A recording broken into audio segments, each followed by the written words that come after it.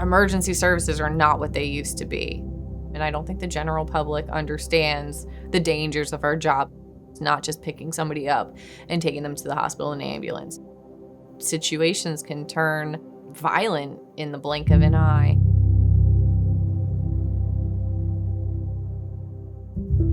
Of course, you're just hoping they're happy and healthy, but I really wanted a little girl.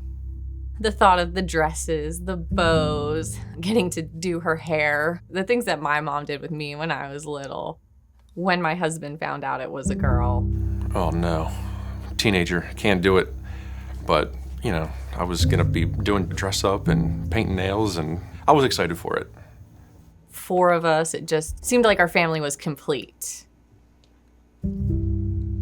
My husband was very concerned about me staying on the truck and especially working night shift in a relatively busy city. Of course, I didn't want her to be out on the street. I mean, anything can happen.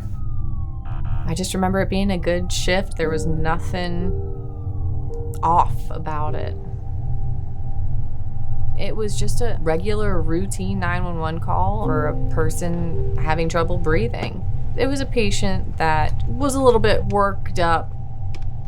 When we pulled up to the hospital, I was in the back with the patient, and when we asked her to sign our paperwork, she became extremely upset. And at that point, she had just had enough, and she struck right at the base of that vest. I mean, I immediately had contractions. I could feel myself get very worked up. I found just a quiet place in a hallway to sit. I was upset with myself. How did I let that happen? It was all on me at that time to keep our daughter safe. There was a chair sitting in the corner, and I placed my vest on that chair and just stared at it. I just put it down. I was like, I'm so thankful I was wearing that. She called me like 2 o'clock in the morning, which is never a good thing. She was very like nonchalant. I got in a little tussle with the patient. You know, I'm at the hospital already. I'm gonna go up and get checked out. Everything's fine. I didn't even think that it could have caused as much damage as it did. The next morning, I get up and I go to meet her at the hospital, and her vest is sitting on the floor.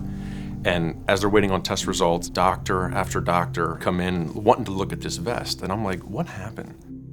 The doctor came in and their demeanor had completely changed. And the first thing that the doctor said, I'm sorry to tell you this, we're diagnosing you with a partial placental abruption. And being in the field, you know the words placental abruption are not good. I mean, once that starts to tear, it's not gonna repair itself. It's only gonna get worse at some point.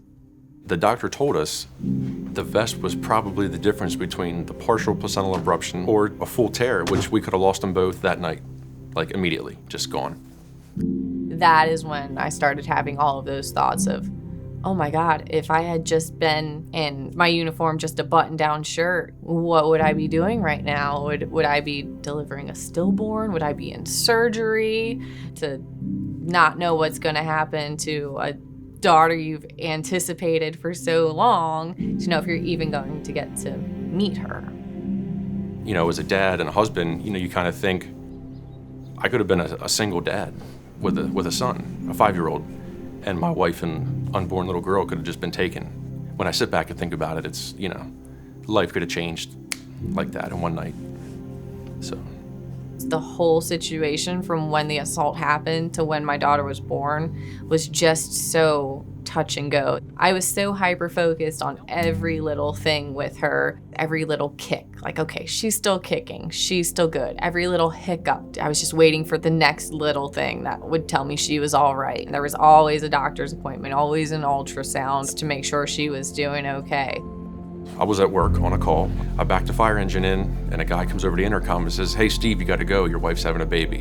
And I'm like immediately like shaking, you know, I'm like freaking out. So I'm like gathering all my stuff. I get in the car, I take off up the road. We were told there were still a lot of risks because she was a month early. So they really prepared us for the worst. It was a huge relief when she was delivered and she was healthy. I think the first thing I thought is, oh my goodness, she's perfect. Brooklyn. She is just the funniest, sweetest little girl I know. She's fearless. She's outgoing. She's very active.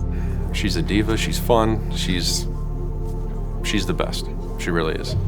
She's so much fun. I'm so thankful that I had that vest. I'm so thankful that I was wearing it, that I was able to wear it. These little moments and these little milestones, like we almost didn't have that. Everything from like her first words to her first steps to the first day of school, you know, we almost didn't have this. And that's huge.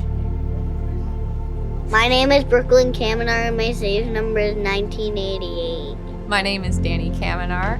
I'm a paramedic and I'm saves number 1989.